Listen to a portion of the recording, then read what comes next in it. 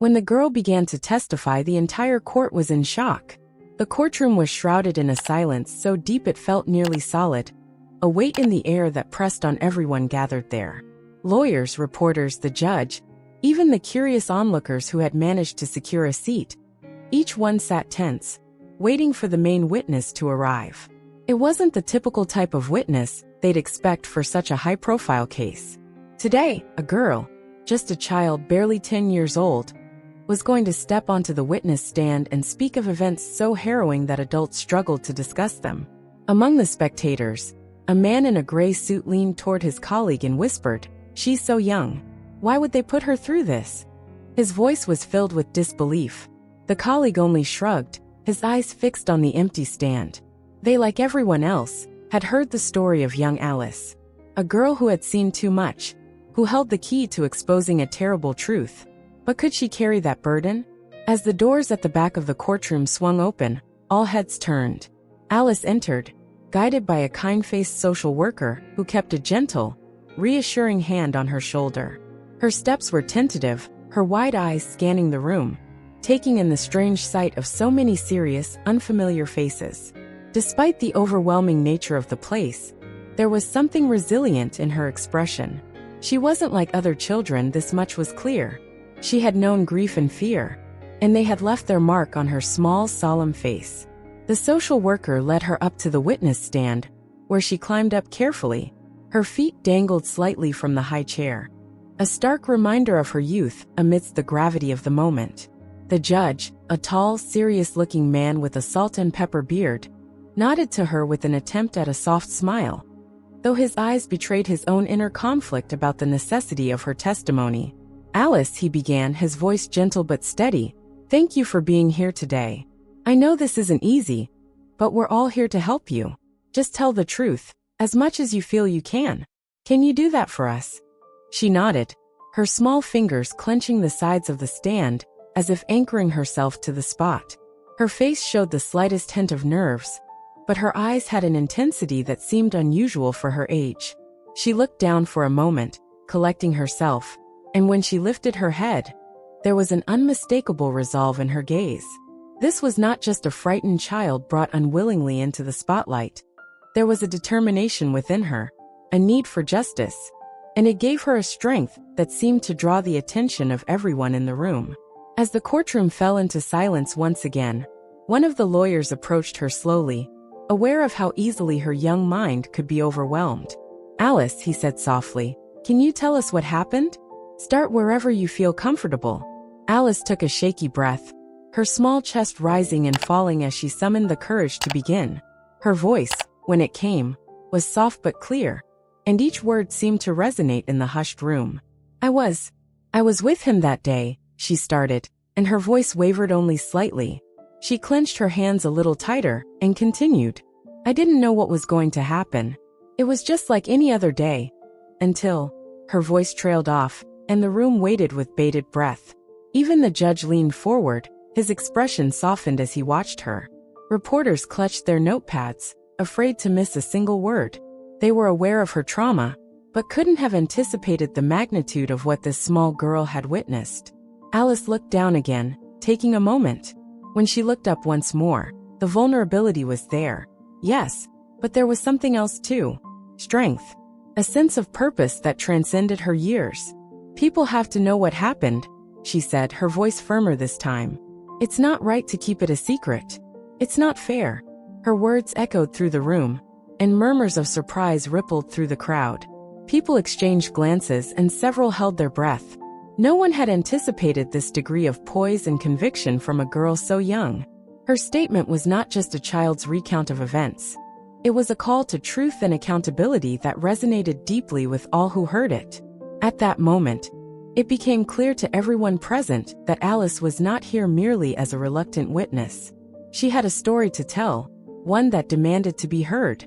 The sound of the courtroom doors closing behind Alice echoed, causing a collective intake of breath among those present. With each step she took, guided by the social worker's reassuring grip, there was an undeniable tension that rippled through the crowd. They watched her tiny, hesitant figure make its way toward the witness stand. And as she walked, It was as if the weight of each gaze fell upon her shoulders. Alice's face, though young, bore a wisdom that came only from having seen things no child should ever see. Her dark eyes scanned the room, catching the curious, sympathetic, and even doubtful looks directed at her. She noticed how people whispered behind hands, leaning into one another as they stole glances at her. But even though she was visibly nervous, her chin remained slightly lifted, an indication of her quiet bravery. Once she reached the witness stand, the social worker gave her hand a gentle squeeze and whispered, "Remember, you're safe here, Alice. Just focus on telling the truth." Alice nodded, barely, and settled into the seat. Her feet dangled above the floor, reminding everyone again of just how young she was. But her hands, small and delicate, gripped the edge of the stand with surprising steadiness. "State your name for the record, please," the judge requested, his voice warmer than before as he looked at her over his glasses. "Alice," she replied, her voice soft but audible in the silence of the room. "Alice, I know this is difficult," he continued gently. "Take your time, and know that no one is here to judge you." He glanced toward the lawyers seated around her. "We're here to listen, to understand, and to help." She nodded again, her gaze moving briefly to the jury, then to the crowd gathered behind. Her eyes lingered on one person seated in the back, a woman with a somber expression who Alice recognized immediately. Her expression softened as she saw the woman's encouraging nod. This was a moment of silent reassurance, and Alice drew strength from it. As the prosecutor stepped forward, the courtroom stilled once more. He was an experienced man, but even he approached her with caution. He knew that pushing too hard or too soon could easily overwhelm a child witness, especially one who had endured as much as Alice. "Alice, thank you for being here today. We understand that it must be hard to be in this room, but you're helping us understand what happened, so we can make things right." He paused, letting her feel the sincerity of his words. "Can you tell us a little about yourself? Whatever you'd like us to know." She hesitated, shifting slightly, and then spoke in a steady, quiet voice. "I'm 10 years old, and I like drawing. And I like playing outside with my friend Layla." A faint smile touched her lips as she thought of her friend, a reminder of a life far simpler than this. The prosecutor nodded, letting her ease into the moment. "That sounds wonderful, Alice. And Layla, she's your best friend?" Alice nodded. "Yes. She's funny and we play together all the time. She makes me laugh." Her smile faded as memories began to resurface, darkening her expression. The prosecutor observed this shift and leaned in slightly, his tone turning more serious but still gentle. "Alice," he continued softly, "can you remember the day you saw something that you wanted to tell us about?" A shadow passed over her face, and her fingers tightened on the stand. She bit her lip, eyes dropping as if searching for the right words on the smooth wood surface. For a moment, it seemed she might freeze, unable to relive whatever memory haunted her. "Yes," she whispered finally, her voice barely audible. She raised her head and met his eyes, her own filled with a complex mixture of emotions. Fear, sadness, and something deeper, something that burned with the need to be heard. "Take your time, Alice," the prosecutor said, giving her a nod of encouragement. Her hands gripped the edge of the stand as she took a shaky breath. It was just like any other day. We were supposed to be playing," she said, her voice trembling slightly. "But I saw something that I wasn't supposed to." The prosecutor allowed the silence to settle, letting her words hang in the air. Around the room, the faces of the spectators were frozen in anticipation. No one dared to move, as if even the smallest sound might shatter the fragile composure that Alice had managed to gather. "What did you see, Alice?" he asked softly. She looked up, her face showing both fear and determination. I saw someone hurt someone else." Her words hit the courtroom like a storm, the weight of them shaking even the most hardened listeners. In that moment, she transformed from a child giving testimony to a voice demanding justice. As Alice's words echoed through the room, an uneasy hush settled over the courtroom. It was as though each person present had been transported back to that day with her. A day that seemed both vivid and painful for the young girl. Even those who had heard her story through news reports or court documents felt a deeper weight now. Seeing her speak the truth in person, her voice clear and unwavering despite her age. The prosecutor allowed a moment for her words to settle, then nodded gently before continuing. "Alice, I know this is very difficult," he said, his voice soft. "But we're here to help, and we need you to share what you remember, as much as you feel you can." Alice took a deep breath, her small hands clutching the edge of the witness stand again. She hesitated, and her eyes flickered over to the woman in the back row, who was still watching her with a look of gentle reassurance. This was her social worker, who had been with Alice since the incident. For Alice, the social worker's presence was a reminder that someone cared, that she wasn't alone. The prosecutor began carefully introducing details of Alice's life, a method intended to establish her background while giving her a moment to gather herself. "Alice," he said gently, "can you tell us a little more about your family? Do you remember who was there with you that day?" She swallowed and nodded. Her voice was softer now, almost a whisper, but everyone in the room strained to hear. "My dad," she began, her voice catching slightly on the word. "My dad was with me. He told me to wait for him." Her gaze drifted downward, her fingers tracing small circles on the wooden stand, a way to distract herself, to keep grounded. The prosecutor nodded, giving her a brief moment to process the memory. "And did you wait for him like he asked?" Alice hesitated, biting her lip. "Yes," she whispered. "But then I got scared." Her words were simple, but the weight they carried was palpable. She wasn't simply recounting a memory. She was reliving it, and her fear was present in her eyes and the trembling of her hands. It was the fear of a child, magnified by the knowledge of what had followed. At this point, the defense attorney, an older man with a stern face, stood up and interjected. "Objection, Your Honor," he said, his voice louder than expected, slicing through the quiet tension in the room. "The witness is young, and may be mistaken in her recollections. I would request that the court consider her age and the potential for confusion." A ripple of murmurs spread through the room, but the judge raised a hand, silencing them. He looked at Alice, his face softening again. "Alice," he said kindly, "do you remember what happened after you waited?" She nodded slowly, her eyes fixed somewhere far away, as though watching the events unfold again in her mind. "I was hiding," she said, her voice so quiet that the court reporter leaned forward to catch each word.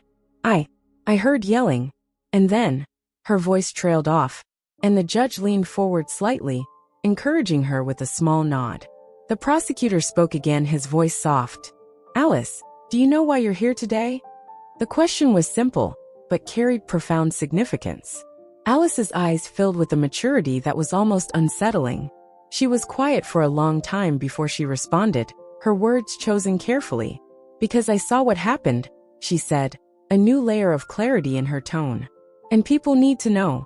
There was something haunting in the way she said it, a sense that this small child had taken on the burden of truth, not just to relieve herself of a nightmare, but because she felt, on some fundamental level, that justice was necessary. It was the kind of statement that shocked adults into a moment of self-reflection. The defense attorney shifted uncomfortably, sensing the impact of Alice's words on the jury. He exchanged a glance with his client, a man sitting stone-faced, yet visibly tense as he watched the child on the stand. The man's expression was unreadable, but his clenched fists hinted at the tension within. The prosecutor glanced at Alice, nodding in encouragement. He knew that the next few questions would be crucial, not just for the case, but for Alice herself. He had read her file, knew that she was the only eyewitness to a tragedy that had shaken her life to the core, and he understood the delicate balance of pushing her enough to reveal the truth, but not so much that she would break. "Alice," he said carefully, "we need you to share just a little bit more about what you saw if you can. Remember, you're not alone here. Everyone is here to support you." She looked at him, and for a moment, it was as if she were weighing his words, deciding whether or not she could handle the burden of reliving those moments. Finally she spoke, her voice barely above a whisper. I saw him hurt my dad." A collective gasp filled the courtroom, and the silence that followed was so heavy it felt as though no one dared to breathe. The judge looked down, his expression somber. The jury, already visibly moved, seemed shaken. Each face bore the expression of someone who had just been given a glimpse into something far darker than they had anticipated. Alice's small shoulders were hunched, and her face was drawn with a mixture of sadness and determination. She was not just relaying events, she was baring her soul, exposing the raw wounds of her memory. The prosecutor took a step back, letting her words settle. This was the pivotal moment, the one that would shape the rest of the trial. Alice, barely 10 years old, was the only witness to a crime that had shattered her world. "Alice," he said softly, as he turned back to her, "thank you for being so brave. Your words are helping us understand what happened, and we're here to listen to whatever you need to tell us." Her eyes met his, and in them was a glimmer of relief mixed with lingering fear. She had spoken the truth, and she had done it for her father, for herself, and for something she believed in deeply, justice. As the courtroom settled again, everyone remained riveted, their eyes locked on Alice. The prosecutor, sensing her resolve, approached carefully, each question calculated to unravel the story in a way that wouldn't overwhelm her. "Thank you, Alice," he said gently. "Now, can you tell us more about what happened next? Only as much as you're comfortable with." Alice's face tightened slightly, and she hesitated, as if bracing herself. Her small fingers gripped the edge of the witness stand again, her knuckles white against the polished wood. She nodded slowly, preparing herself to reveal more of what she'd seen. I heard my dad yelling," she began, her voice trembling. "He told me to stay quiet, but I was scared, so I hid behind the door. And that's when I saw," her voice trailed off, but the room waited in tense silence. She closed her eyes for a brief moment, a flicker of pain crossing her face, before she found the strength to continue. "There was a man. He was standing near my dad, and they were fighting. My dad was on the floor, and he looked hurt." Her voice grew softer, but her words carried a heavy weight. The room collectively held its breath, captivated by her bravery in reliving such a traumatic memory. The prosecutor's gaze softened, and he spoke gently, taking care not to push her too far. "Alice, did you see this man's face? Do you remember what he looked like?" Alice's eyes flickered with recognition and she nodded. "Yes," she whispered. "I remember. He had dark hair, and he looked angry. Really angry." Her gaze fell to the floor as she recalled the expression she had seen. "He looked at my dad like he hated him." A murmur swept through the room. The people seated in the courtroom exchanged glances, some shaking their heads in disbelief, others visibly moved by the horror Alice described. Even the judge seemed affected, his normally stoic face now softened by an unmistakable sympathy for the young witness. The defense attorney rose again, this time unable to mask his discomfort. He cleared his throat and addressed the judge, his tone firm but restrained. "Your Honor, I must object. This is all too much for someone so young. Alice may be misinterpreting what she saw due to the trauma and her age. I suggest we proceed with caution."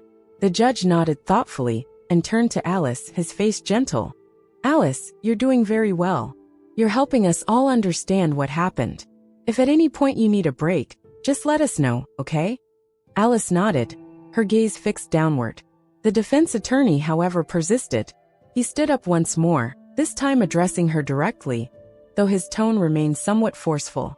"Alice," he said carefully, "you're very young. Are you sure you remember things exactly as they happened?" She looked up, her small face filled with a surprising resolve. Her dark eyes met his, unwavering and clear. "I remember," she said firmly. "I know what I saw."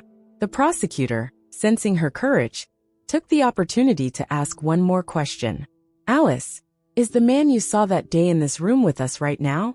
The silence in the courtroom became absolute. All eyes turned to Alice as she scanned the room, her gaze slowly passing over the crowd before resting on a particular figure seated beside the defense attorney.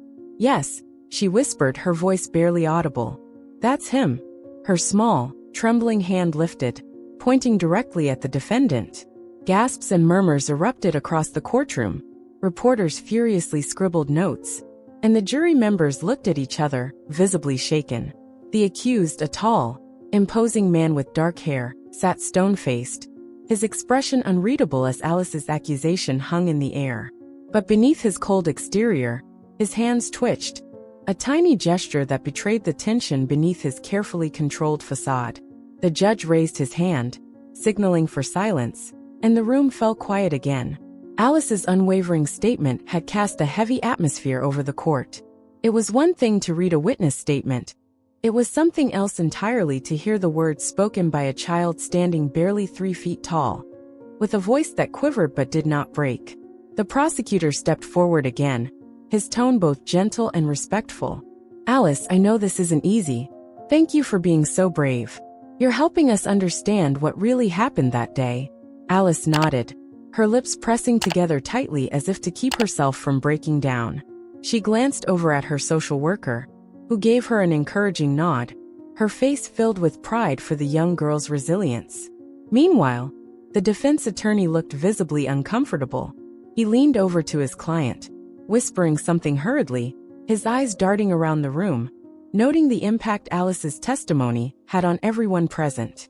His strategy was unraveling, and he could see that the jury was deeply affected by Alice's calm, resolute account. The judge turned to Alice with a kind expression. "Alice, we're almost finished for today. But before you go, is there anything else you want to tell us? Anything you think we should know?" Alice hesitated, looking down at her hands before lifting her gaze. Her voice was soft but filled with a fierce, determined honesty. I just want people to know the truth. My dad didn't deserve what happened to him. And I want people to remember him for who he really was." The silence that followed her words was profound, filled with the weight of a young child's plea for justice. Alice had not just identified her father's attacker. She had reminded everyone in that courtroom of the human cost of violence. Her testimony was not just evidence, it was a call for truth, for closure, for justice. The judge nodded solemnly, his face reflecting the gravity of her words. "Thank you, Alice," he said softly. "You've done something very important today." He signaled to the social worker, who moved toward Alice, ready to escort her from the stand. As Alice prepared to leave, she glanced one last time at the defendant. Her expression was unreadable, a complex mixture of fear and defiance. And then, with a steadying breath, she turned and left the courtroom, her small figure a symbol of resilience that lingered long after she was gone. As the door closed behind her, the tension in the room seemed to break, and quiet conversations began again. But one thing was clear. Alice's words had shaken everyone to their core, and nothing in this case would ever be the same. As the courtroom settled once more after Alice's departure, a palpable shift had taken place. Her words lingered in the air, haunting the minds of everyone present. The jury sat in a stunned silence, some visibly moved by the child's bravery. Even the judge appeared more solemn, his usual stern gaze softened by a quiet respect for the young witness. The defense attorney, sensing that Alice's testimony had struck a dangerous blow to his case, hurriedly adjusted his notes. He stood, visibly uneasy, and addressed the judge. "Your Honor," he began, clearing his throat. "While the testimony of young Alice has certainly affected the court, I must remind everyone that this is still a case grounded in facts, not emotions.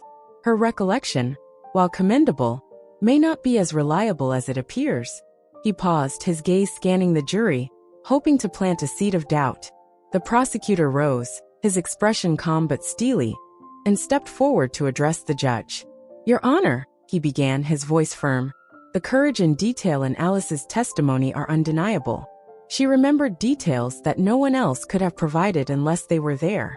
He turned to the jury, his eyes meeting theirs one by one. "She has no reason to lie. Her words were clear, her memory vivid, and her intentions unclouded." The judge leaned back, considering both sides carefully. He tapped his gavel lightly, signaling a brief recess to give the court a chance to process the gravity of Alice's words. As people began to file out of the courtroom for a short break, whispered conversations filled the halls. Reporters typed frantically on their laptops, summarizing the bombshell testimony Alice had just delivered. Inside the defense's private room, the tension was thick. The defendant, a man with an imposing figure and cold demeanor, sat with a clenched jaw, his dark eyes betraying an undercurrent of unease. His attorney leaned forward, whispering in a hushed tone, "We need to break the credibility of her testimony. If we can't, we might lose this case." The defendant's mouth twisted into a scowl. She's just a kid. People can be made to doubt her. Outside, the prosecutor stood with Alice's social worker, who was visibly relieved to have Alice safely away from the pressure of the stand. She looked at the prosecutor, a mixture of exhaustion and pride in her eyes. She did better than we could have ever asked for, the social worker said softly. But is it enough? The prosecutor nodded, his eyes resolute. If we can get through the cross-examination without her testimony being dismantled, we have a strong case. Alice told the truth today. There's no question of that. When the court reconvened, everyone returned to their seats with a heightened tension, as if each person understood that the remainder of the trial hinged on what would come next.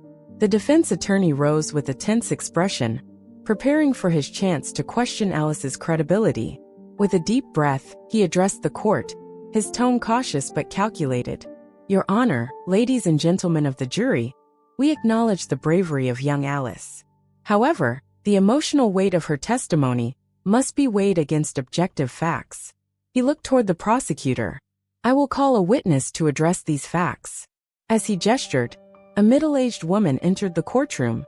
She wore a plain dress, and her eyes seemed weary, but her expression was one of resolve.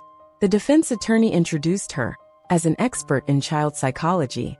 Dr. Lawson, he began, can you tell the court how children process traumatic experiences? Specifically, would you say that a child's memory of a traumatic event can sometimes be unreliable?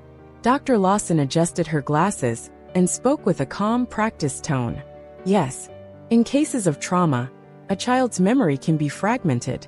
It is common for young witnesses to unintentionally misinterpret or even fabricate certain details, especially if they've been exposed to emotional stress or if their memories have been influenced by others around them.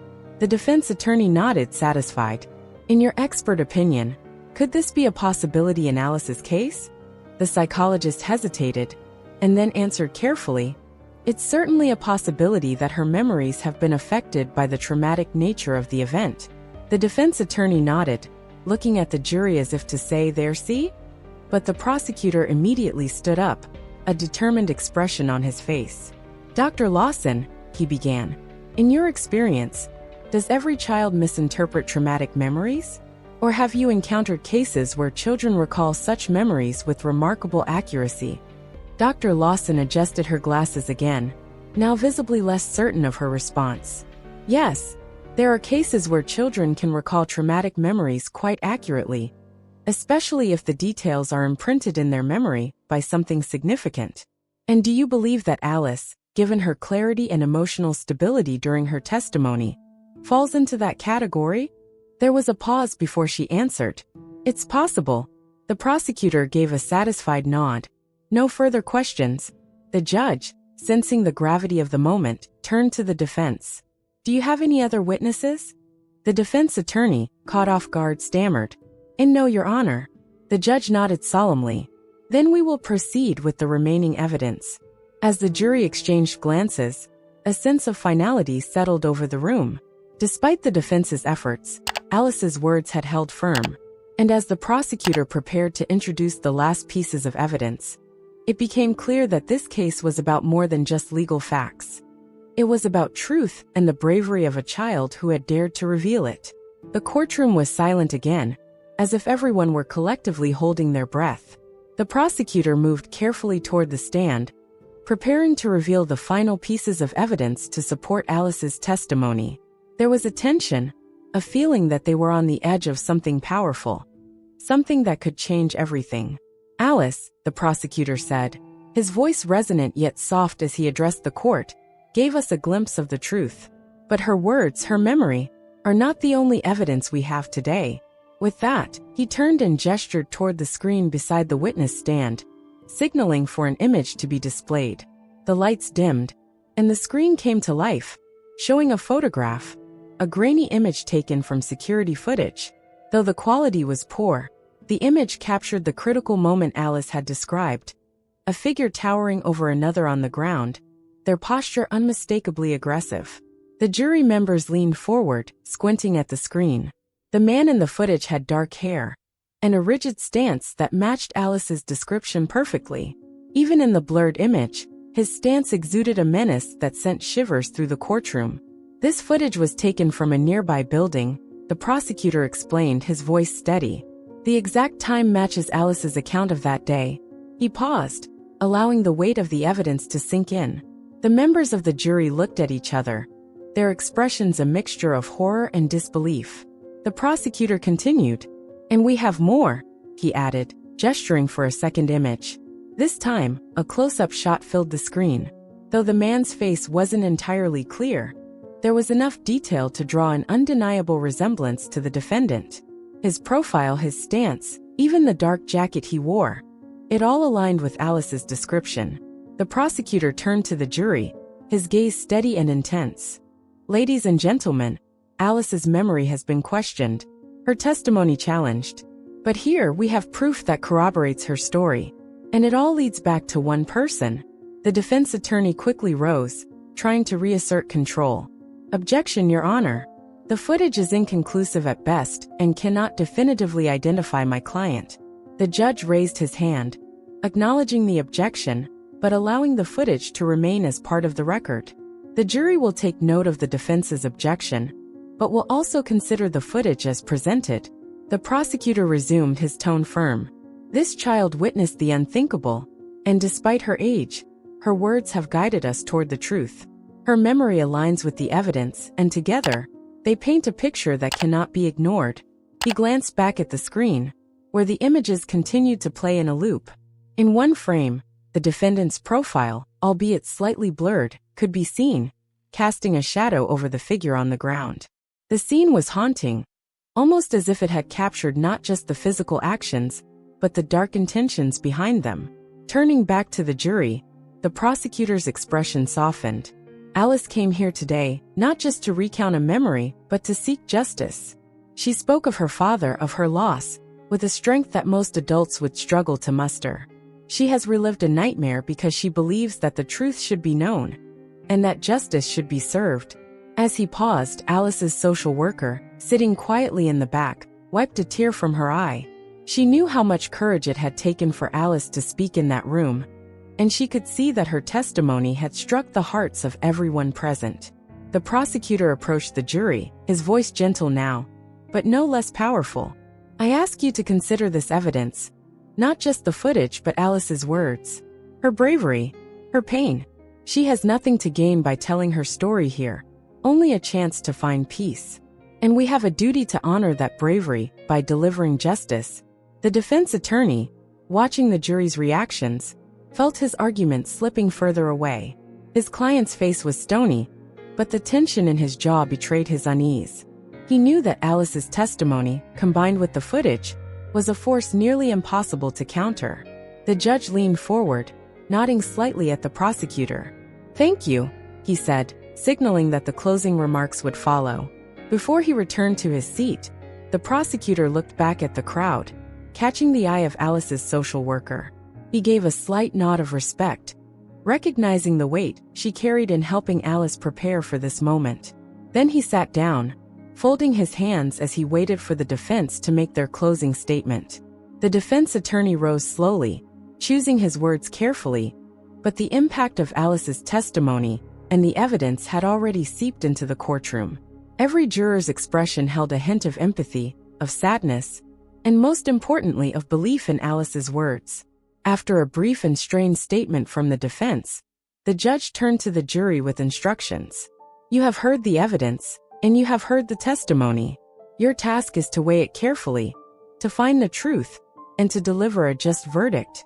As the jury filed out of the room to begin deliberations, the courtroom remained silent, the gravity of the case settling over them.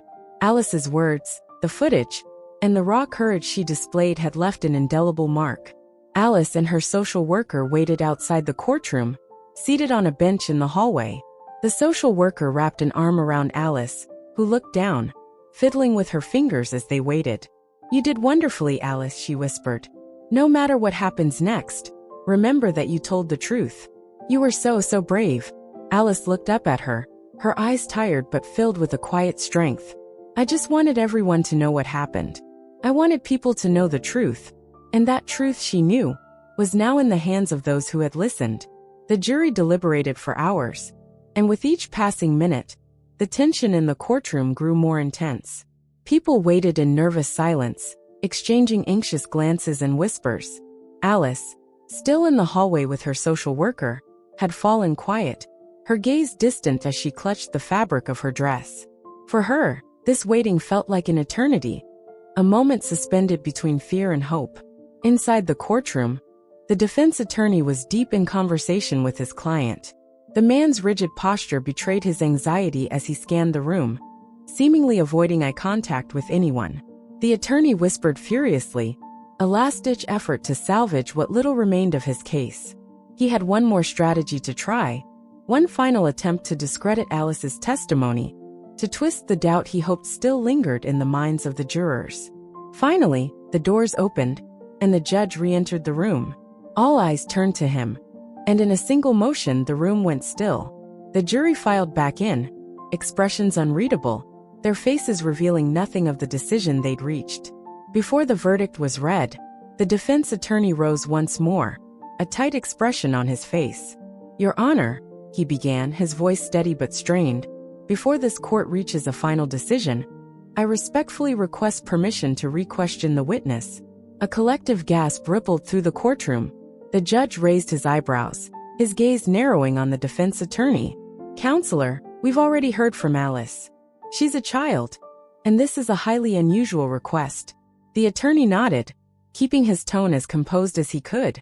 "I understand, Your Honor. However, given the emotional nature of her testimony and her young age, I believe it's critical to ensure the accuracy of her statements.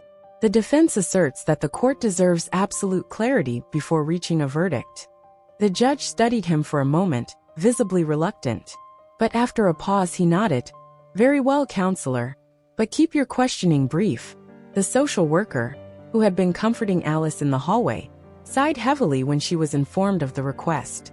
She leaned down to Alice, taking her hands in her own. "Alice," she said gently, "they're asking you to go back inside. I know this is difficult, but just remember, you've already done so well. You told the truth. That's what matters." Alice looked at her, a flicker of fear in her eyes, but she took a deep breath and nodded. "I'll be okay," she whispered, more to herself than anyone else.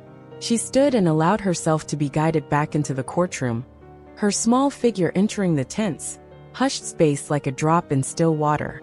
She climbed back onto the witness stand, her feet swinging slightly as she took her seat.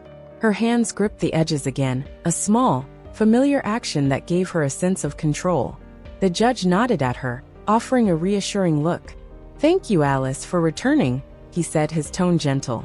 "You're doing very well." The defense attorney approached her with a calculated, almost paternal demeanor, as though his tone alone could make her doubt herself. He cleared his throat and began softly. "Alice, you've been very brave today, and we all appreciate that. But sometimes memories can be tricky, especially when we're young. Are you absolutely certain about everything you've said here?" Alice looked up, her face resolute. "Yes," she replied, her voice quiet but firm. The attorney gave a small, almost patronizing smile. "I understand, but let's think carefully. Sometimes when something scary happens, we remember it differently, don't we?" She shook her head slowly, her eyes narrowing. "I remember what I saw," she said, her words simple but laced with conviction. The defense attorney's face tightened, but he pressed on, hoping to shake her confidence. "And you're sure you remember who you saw that day? You're sure that it was the person sitting here?" He gestured toward the defendant, whose impassive gaze never left Alice's face. She didn't waver. "I'm sure." For a moment, the defense attorney hesitated. He knew he was treading on thin ice, that each attempt to confuse her risked only making her testimony seem stronger in the eyes of the jury. But he had no other choice. He leaned closer, his tone now sharper. "Alice, you've been through a lot, haven't you? Sometimes, our minds play tricks on us, especially if someone tells us what to remember. Isn't that possible?" Alice's gaze dropped to her hands, but only for a moment.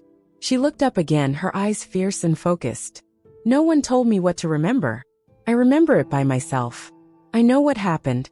Her voice, though small, was steady. She looked directly at the attorney, her tone unwavering. And I know who I saw. The defense attorney opened his mouth to continue, but the judge raised his hand, stopping him. I think that's enough, he said firmly. The witness has made herself clear. Alice looked at the judge, relief flooding her face. She had spoken her truth once more, and nothing the defense could do had made her doubt herself. The judge gave her a gentle nod. Thank you, Alice. You may step down. Alice slid off the stand, walking back toward her seat beside her social worker, who wrapped an arm around her as they sat down. The courtroom was silent, everyone absorbing the strength of the child's testimony. Despite the defense's attempts to discredit her, Alice's clarity had held, her determination shining through each answer. The judge turned back to the jury. You have heard the witness. The truth lies within her words, and it is up to you to find it. Consider all that you have seen and heard here today. With that, we will allow you to deliberate on the final verdict. As the jury left the room once more, the air was thick with a shared understanding. Alice's testimony had held, her courage casting an undeniable light on the truth. Whatever decision they reached, the memory of her words, her voice, and her conviction would linger long after they had left the courtroom. The minutes stretched into hours as the jury deliberated, the weight of the decision pressing heavily upon them. The courtroom was filled with tense anticipation, each person lost in their thoughts, speculating about the outcome. Alice and her social worker remained seated outside, quietly awaiting the verdict. Every now and then, Alice's small fingers clutched her guardian's hand, seeking reassurance. Her social worker gave her a comforting smile each time, silently admiring the strength Alice had shown through this ordeal. Inside, the defense attorney and the prosecutor sat on opposite ends of the courtroom, both mentally preparing for what the verdict might bring. The defense attorney's shoulders were tight, his fingers tapping nervously on his armrest, while the prosecutor remained still, his focus fixed and unwavering. Finally, the courtroom doors opened, and the jury began to file back in.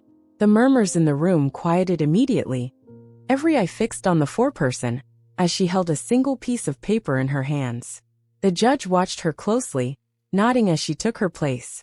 He asked her to read the verdict, his voice calm but with a hint of gravity. The foreperson stood, her gaze serious as she cleared her throat. She glanced at her fellow jurors, each one nodding slightly as they awaited her words.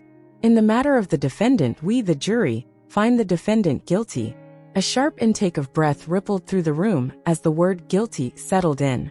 Some gasped softly, others closed their eyes in silent relief, while the prosecutor allowed himself a slight nod.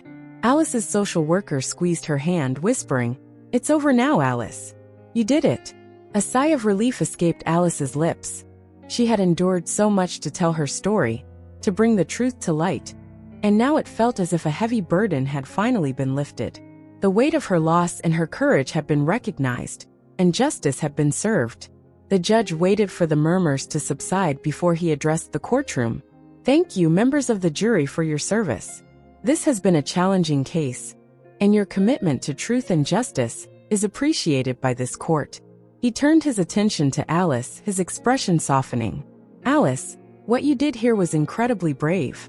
You have helped us all see the truth, and your courage has brought justice not only for you, but for others who may never have had a voice.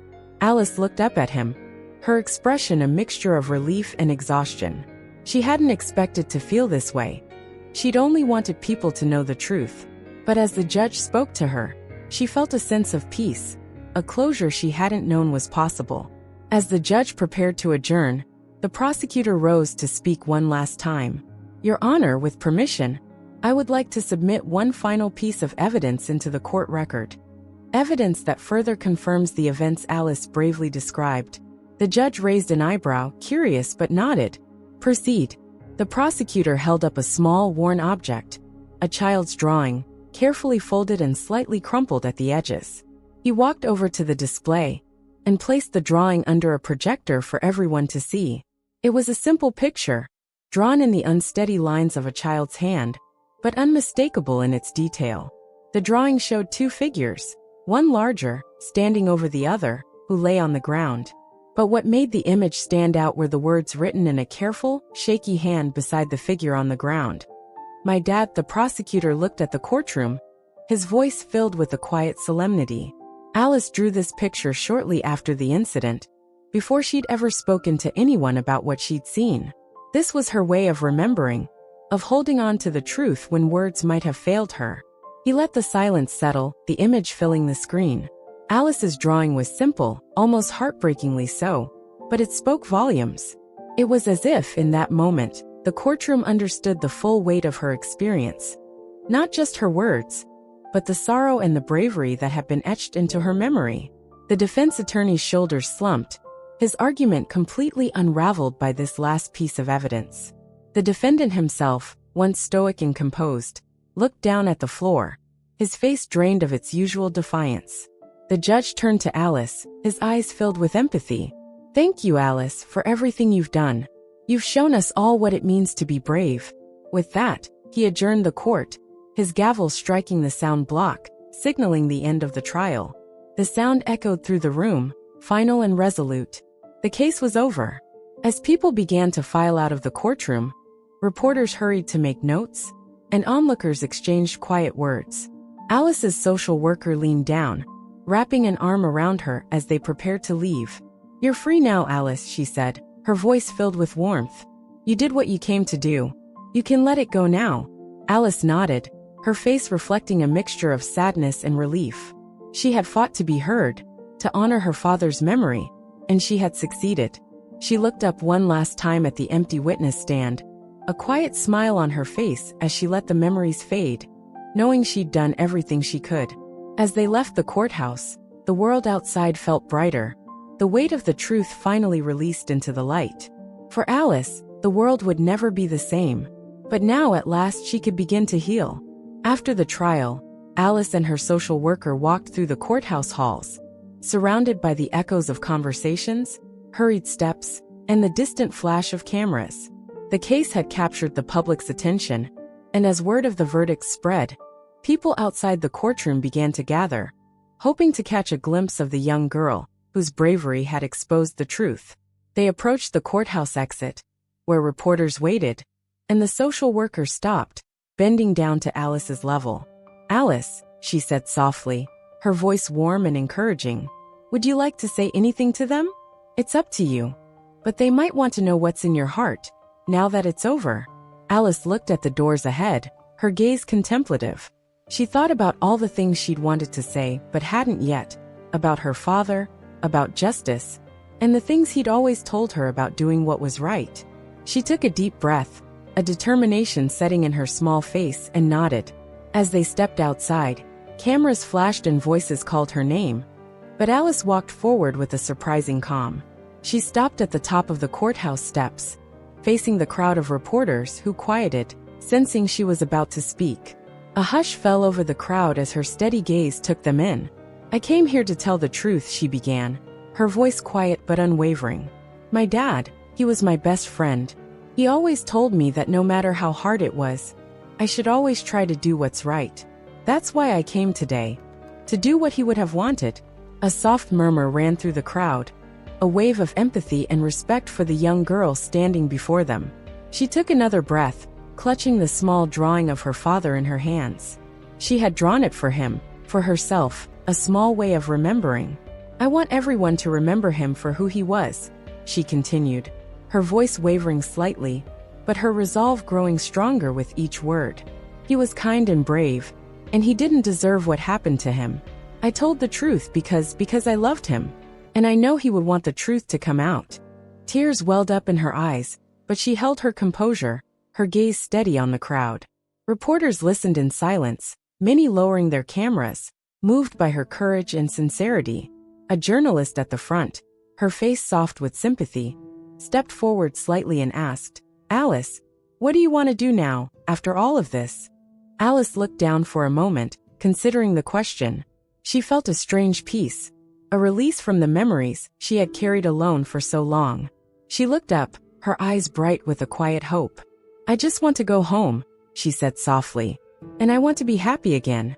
Her simple words struck a chord, a reminder of the innocence she had lost, but was now beginning to reclaim. For the first time in a long while, she allowed herself to imagine a future without the shadows of the past. The social worker put a comforting hand on her shoulder, giving her a proud, reassuring smile. They turned to walk down the steps, and the crowd watched in respectful silence, understanding that this young girl had done something remarkable, something that few adults could have managed. She had come to tell the truth, to seek justice, and now she was ready to leave, to begin a life free from the burden she had carried. As they reached the sidewalk, Alice looked up at her social worker.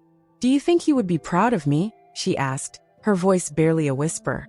The social worker's eyes filled with tears, and she nodded, pulling Alice into a gentle hug. "More than you'll ever know, Alice. You were brave for both of you." Alice hugged her back, feeling the warmth of those words, a reassurance she had longed for. She had done what she came to do. She had honored her father, and she had given him justice. And as she walked away from the courthouse, the weight of that memory lifted, leaving her with a newfound sense of peace, of freedom, and a quiet hope that the world could be good again. As Alice and her social worker walked down the courthouse steps, the world around them seemed to move in slow motion. Spectators watched them, some with admiration, others wiping away silent tears. This young girl, who had been through so much, had brought clarity and justice to a case shrouded in doubt and darkness. Inside the courtroom, the judge remained seated, his gaze thoughtful as he gathered his papers. The weight of Alice's words still lingered, like a quiet echo reverberating through the empty seats. It wasn't just the verdict that left an impact, but the resilience of the child who had dared to stand up against fear and bring truth to light. The bailiff, an older man hardened by years of witnessing difficult cases, glanced at the judge with a rare softness in his eyes. "Not often you see something like that, Your Honor," he said quietly. The judge nodded, his eyes distant, reflective. "Rarely indeed," he replied. "She taught us all a lesson in courage." The prosecutor gathered his belongings, feeling the gravity of the moment settle within him. The case had been won, but more than that, he felt the humbling power of Alice's bravery, her insistence on honoring her father's memory. He knew he would carry this case with him, a reminder of why he pursued justice, to give a voice to those who needed it most. Outside, Alice walked past the reporters, past the crowd that had gathered.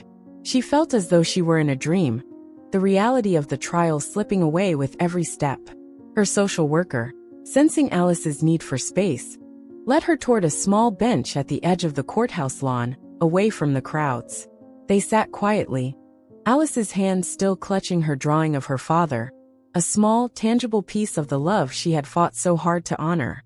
After a few moments of silence, the social worker spoke softly. "Alice, you were stronger today than most people will ever be. You carried a truth that was heavy, and you lifted it for everyone to see. I know this was for your father, but you should be proud of yourself too." Alice looked up, a mix of relief and sadness in her eyes. "I just wanted them to know he didn't deserve what happened, to know he was a good person. And they do," her social worker replied gently. "Everyone who heard you knows it now." A small smile touched Alice's lips, the first real smile she'd felt in what seemed like forever. The burden of silence, of hiding her pain, had lifted. She had given her father justice, and in doing so, she had reclaimed a part of herself, a part that had been lost in the shadows of that painful memory. After a while they rose, leaving the courthouse behind them. The streets were busy with the sounds of everyday life, and Alice felt, for the first time, like she could be part of that life again.